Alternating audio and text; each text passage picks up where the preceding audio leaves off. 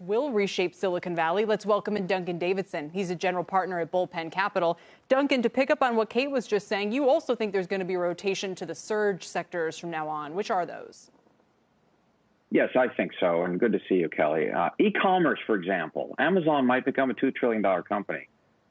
Digital ads, I think old media is really going to be in trouble here. And retail, if people can get by without the ads in the local newspaper and have the same sales, why do they keep advertising?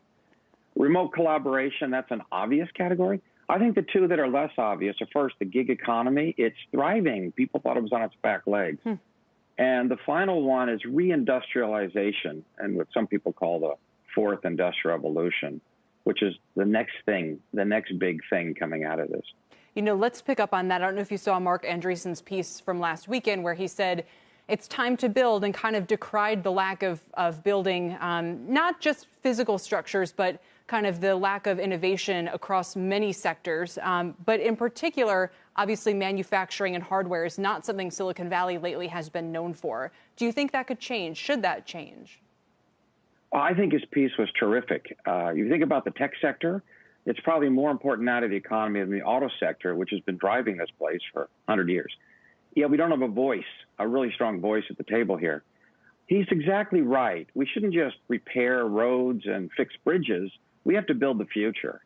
And that's what I think what he's getting at fundamentally is if we're going to do this reindustrialization of America and prepare for the fourth industrial revolution, it's going to be more AI, more robotics, taking a lot of things like 3D printing, additive manufacturing is sometimes called, and putting it in scale operation in this country.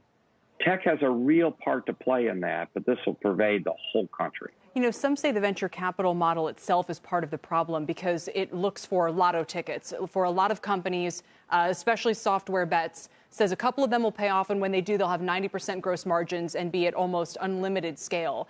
As Ben Thompson has suggested this week, does that model need to change to something that looks more like traditional investing where maybe there's lesser upside as a result? The VC model is the core driver of growth in this economy. If you go back and look at the stats, it's overwhelming. If you think about what we did in VC in the 80s, it was PCs, it was hardware, it was disk drives. In the 90s, it was software and the internet. More recently, it's all kinds of things. It's spread very broadly, like across the economy, but basically software driven. There's no problem with the VC industry rotating itself back toward industrial things and toward real things and away from software. So I don't think so. I think, in fact, it's exactly the right industry to be agile and move very quickly to finance this next wave of innovation. I guess my point, though, is that lucrative enough? You know, is all of this stuff building out the economy and, you know, AI and robotics and all those things you described, is it going to be lucrative enough to attract a lot of capital?